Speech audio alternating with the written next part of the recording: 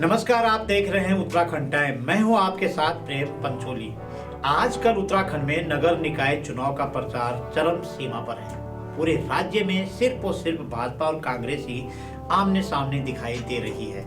अन्य दल भी इस चुनाव दंगल में अपनी किस्मत आजमाने के लिए खड़े हैं, पर उनकी आवाज मध्यम सुनाई दे रही है। हमने एक नगर पंचायत के चुनाव प्रचार को करीबी से देखा है। यह नगर पंचायत सीमांत जनपद उत्तरकाशी की नौगांव नगर पंचायत है। इस चुनावी समीक्षा से आकलन कीजिए कि कैसे कैसे प्रत्याशी और किस तरह का प्रचार हमारे सामने है। आइए एक नजर नौगांव नगर पंचायत के चुनाव प्रचार पर। आगामी 25 जनवरी को सभी कुछ स्पष्ट हो जाएगा। कौन और किसने निकाय चुनाव में फतह किया है, पर अब भी जिस माहौल को हम देख रहे हैं उसको जानना भी जरूरी है। यहाँ आज सीमांत जनपद उत्तरकाशी के नौगांव नगर पंचायत की बात करने जा रहे हैं। यहाँ के राजनीतिक पंडितों ने कह दिया है कि यहाँ तो कुमार जीत रहा है या जीत रहे हैं, मगर जय के खलल ने कुमारों को सचेत भी कर दिया है। हालांकि वे दावे के साथ कह रहे हैं कि नौगांव नगर पंचायत के अध्यक्ष का सेहरा कुमार के सिर सजने से पहले जय प्रकाश का जय घोष सुनाई देने लग गया है, जिसका परिणाम 25 जनवरी को सामने आ जाएगा।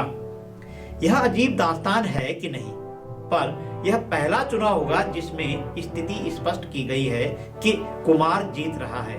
दरअसल नई नवेली नगर पंचायत में इस बार 3 कुमारों के एक साथ मैदान में होने के बाद जयप्रकाश इंदौर ने भी हुंकार भर दी है।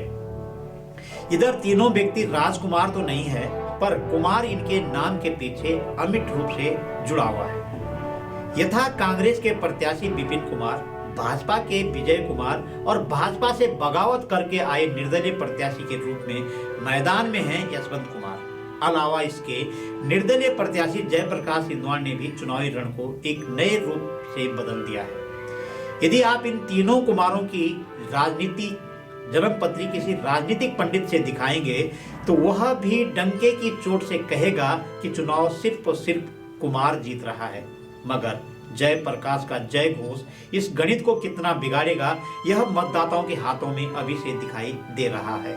दिलचस्प कहानी यह है कि कुमार ही चुनाव जीत रहा है या जय प्रकाश का जय घोष मतदाताओं को रिझाने में सफल हो रहा है, जो समय की गर्त में है। इस तरह नौगांव नगर पंचायत में एक तरफ कुमारों की इज्जत दांव पर लग चुकी है, तो दूसरी तरफ जयप्रकाश के जय घोष की अनुगूंज भी मतदाताओं के कानों में धीमी धीमी सुनाई दे रही है। अर्थात अब इनकी भाग्य की पोटली 3200 मतदाताओं के हाथों में बंधी है। कुल 7 सभासदों से बनने वाली नगर पंचायत नौगांव इन दिनों खूब चर्चाओं में है। फिर भी यहाँ के चुनाव के लिए इसी क्षेत्र के राजनीतिक पंडित अलग अलग रुझान रख रहे हैं। पहले यशवंत कुमार की बात कर लेते हैं। यशवंत कुमार को राजनीति विरासत में मिली है और उनके परिवार की क्षेत्र में एक स्पष्ट राजनीतिक पहचान भी है। यदि देखा जाए तो यशवंत कुमार 2007 से 2012 तक नौगांव ब्लॉक प्रमुख रहे हैं, जबकि उनके छोटे भाई राजकुमार एक बार सहसपुर और एक बार पुरोला यानी 2 बार के विधायक रह चुके हैं। वर्तमान में राजकुमार राज्य मंत्री हैं। यही नहीं, यशवंत कुमार के पिताजी भी आजाद भारत के तत्काल उत्तर प्रदेश की अंतरिम सरकार में विधायक रह चुके हैं। इसके अलावा वे मिलनसार के साथ साथ लंबे समय तक भाजपा के सक्रिय सदस्य रहे हैं। वर्तमान में नौगांव नगर पंचायत के अध्यक्ष के लिए उन्हें भाजपा ने अपना प्रत्याशी नहीं बनाया, तो अपनी पूर्व की तैयारी के अनुसार चुनावी मैदान में उतर गए। इसी तरह विपिन कुमार कांग्रेस के खास उम्मीदवार हैं और इन्हें किसी की बगावत का खतरा नहीं है। संपूर्ण कांग्रेस जन विपिन कुमार को जितवाने में जोर आजमाइश कर रहे हैं। विपिन कुमार युवा कांग्रेस में लंबे समय से जुड़े हैं तथा बेदाग छवि के कारण वे आजकल खासे लोकप्रिय हो रहे हैं। बजाय इसके नौगांव में विपिन कुमार युवाओं की पसंद बनने जा रहे हैं। राजनीतिक गलियारों में भी विपिन कुमार की खूब चर्चा हो रही है। विपिन कहते भी हैं कि उनकी इस बार जीत पक्की है, क्योंकि कांग्रेस जन यहाँ एकजुट है। भाजपा के उम्मीदवार विजय कुमार को टिकट एक तोहफे के रूप में मिला है। विजय कुमार भी नौगांव क्षेत्र में बेदाग छवि के हैं, युवा हैं, पर हाल ही में स्वयं की पहचान बनाने में उन्होंने कोई कोर कसर नहीं छोड़ी है। बताया गया कि विजय कुमार के साथ भाजपा के अलावा संपूर्ण नौगांव गांव है। हालांकि भाजपा के लोग विजय कुमार से परिचय बढ़ा रहे हैं, ऐसा भी बताया जाता है कि विजय कुमार को विधायक पुरोला का भरपूर सहयोग है। यह होना इसलिए है कि पुरोला के विधायक भी भाजपा से ही हैं। छात्र राजनीति से आए धारी गांव निवासी जयप्रकाश इंदवान ने भी नगर पंचायत नौगों के विकास के लिए एक रोड मैप तैयार करके जन जन तक पहुंचाने में सफलता पाई है।